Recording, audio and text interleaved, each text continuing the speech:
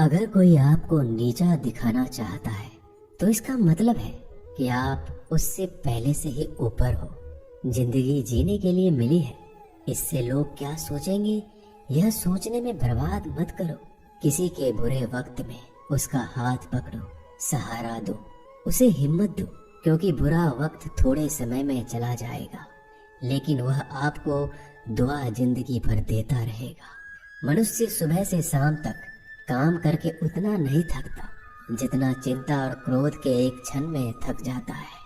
संबंध परमात्मा से अच्छे बना लो तो तुम्हें किसी की जरूरत नहीं पड़ेगी, तुम खुद सबकी जरूरत बन जाओगे।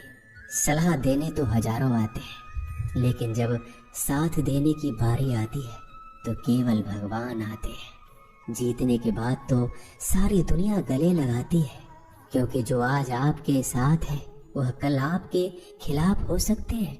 बिना मतलब के कोई आपकी इज्जत नहीं करेगा, लेकिन खुद को इतना काबिल बनाओ कि लोग बिना मतलब के भी आपका इज्जत करें। भगवान कहते हैं सोने से पहले तुम सबको माफ कर दिया करो और तुम्हारे जागने से पहले मैं तुम्हें माफ कर दूंगा। भगवान ऑक्सीजन की तरह है जिन्हें आप देख नहीं सकते लेकिन उसके बिना आप रह भी नहीं सकते।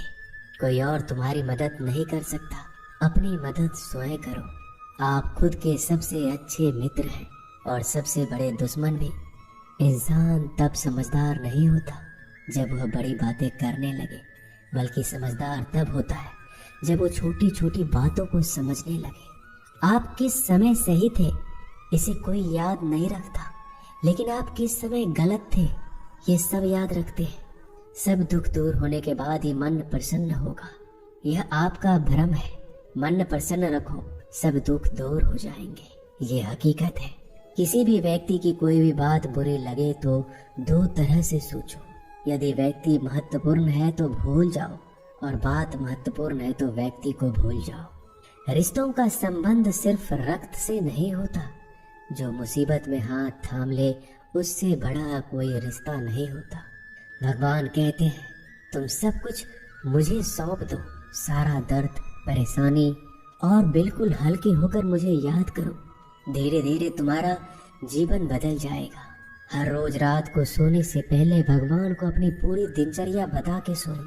अगर आपके द्वारा किसी का दिल दुखा है तो मन ही मन उससे माफी मांगे। अगर आपका किसी ने दिल दुखाया है तो उसे माफ करके सारी चिंताएं भगवान को सौंप कर सो जाए। यकीन मानिए इससे आपकी जिंदगी खुशनुमा बन जाएगी। क्रोध बोला हुआ एक शब्द इतना जहरीला हो सकता है कि आपकी हजार प्यारी बातों को एक मिनट में नष्ट कर सकता है। सबको हंसाना लेकिन किसी पर भी हंसना मत। सबके दुख बांटना लेकिन किसी को दुखी मत करना। सबकी राह में दीप जलाना लेकिन किसी का दिल जलाना मत। यही जीवन की रीत है, जैसा बोओगे वैसा ही पाओगे। दुआएं और प्रार्थनाएं असंभव को भी संभव बना देती है। ईश्वर को ना हमारे तन की जरूरत है ना धन की, उसको तो बस पवित्र मन की जरूरत है। इसलिए वो हमें कुछ भी छोड़ने के लिए नहीं कहता, बस कहता है बच्चे मन से विकार छोड़ो, गंदे विचार छोड़ो। जो आने वाला है वो हमेशा गुजरे हुए कल से बेहतर होगा। यही एक सोच आपके जीवन में कभी निराशा नहीं होने देगी।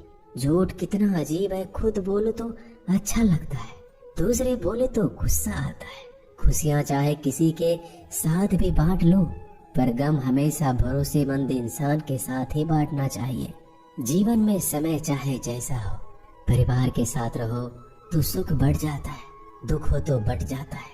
सच्चा मित्र वही है जो उस समय में भी आपके साथ खड़ा हो जब सारी दुनिया आपके खिलाफ हो। आपके पास जितना भी है उसके लिए बार बार दिल से धन्यवाद कहे, हर वक्त कहे। यकीन मानिए जितना भी है वो जल्दी कई गुना हो जाएगा।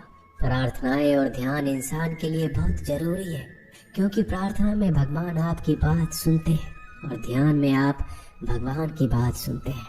श्री कृष्ण से कितना कुछ छूटा, पहले माँ छूटी, फिर पिता छूटे, फिर जो नंद किशोर मिले वो भी छूटे, संग साथी छूटे, राधा भी छूटी, गोकुल छूटा, फिर मथुरा छूटा। श्री कृष्ण से जीवन भर कुछ न कुछ छूटता ही रहा। नहीं छूटा तो वो था देवत्व, मुस्कान और सकारात्मकता। श्री कृष्ण दुखी नहीं, उत्सव के प्रतीक है।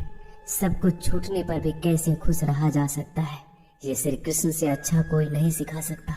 इसलिए हमेशा खुश रहे, सदा मुस्कुराते रहे। जीतने का मजा भी तभी आएगा जब लोग आपके हार का इंतजार करेंगे। गीता में लिखा है, यदि कोई आपको अच्छा लगता है तो अच्छा वो नहीं, अच्छे आप है, क्योंकि उसमें अच्छाई देखने वाली नजर आपके पास है। अपनी पीड़ा के लिए संसार को दोष मत दो, अपने मन को समझाओ। तुम्हारे मन का परिवर्तन ही तुम्हारे दुखों का अंत है।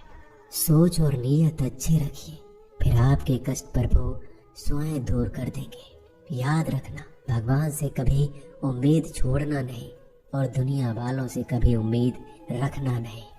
सुख दुख एक सिक्के के दो पहलू है। जहाँ सुख होगा वहाँ दुख भी होगा, जहाँ दुख होगा वहाँ सुख भी होगा। इसलिए सुख दुख के बारे में बिना सोचे निरंतर अपने लक्ष्य को प्राप्त करने के लिए प्रयास करते रहना चाहिए। एक बात हमेशा याद रखना, किसी के सामने गिड़गिड़ाने से ना मोहब्बत मिलती है ना इज्जत। इसलिए अपने स्वाभिमान को जिंदा रखो। कोई अगर आपकी किस्मत में होगा तो आपके पास खुद ही चल कर आएगा। दूसरों को हराने का मौका मत दो, बस खुद को आगे ले जाने की जिद पालो। कभी हार ना मानने की आदत ही एक दिन जीतने की आदत बन जाती है। सिर्फ दो चीजें मनुष्य के भाग्य का निर्माण करती है। पहला, स्वभाव। अगर आपके स्वभाव में अच्छाई, विनम्रता और गुण है तो आपका भाग्य चमकेगा। अगर आपका स्वभाव क्रोधी है, आलसी है, तो आपका भाग्य बिगड़ना अनिवार्य है। इसलिए अपने स्वभाव को मधुर और आकर्षित बनाइए। दूसरा, आपकी वाणी। बोलना तो आदमी 2.5 साल की उम्र में ही सीख जाता है, परंतु कब, कहाँ और कैसे बोलना है उसे यह जिंदगी भर भी नहीं समझ पाता। जिसे ये बोलना आ गया कि कब, कहाँ और कितना बोलना चाहिए, समझ लो उसे सफल होने के लिए कोई नहीं रोक सकता। पिता से बड़ा कोई सलाहकार नहीं, माँ की छांव से बड़ी कोई दुनिया नहीं, भाई से अच्छा कोई भागीदार नहीं और बहन से बड़ा कोई शुभ चिंतक नहीं। इस मतलबी दुनिया से कोई मतलब ना रखो, और मतलब रखना है तो अपने मतलब से मतलब रखो। दुआएं मांगने से किसका भला होता है, मिलता तो वही है जो हमने बोया होता है। तुम नीचे गिर के देखो, कोई नहीं आएगा उठाने। तुम जड़ा उड़कर तो देखो, सब आएंगे गिराने। एक बात हमेशा याद रखना, अगर शराब की दुकान पर बैठकर दूध पियोगे तो तुम्हें शराबी का ही दर्जा मिलेगा, और किसी मंदिर में बैठ के पानी भी पियोगे तो तुम्हें एक संत का दर्जा दिया जाएगा। इसलिए आप किसके साथ उठते बैठते हो ये बहुत मायने रखता है। दोस्तों, आशा करता हूँ कि आपने इस वीडियो से बहुत सारी सीख ली होगी। मिलते हैं जल्दी एक नए ज्ञानवर्धक वीडियो में। धन्यवाद।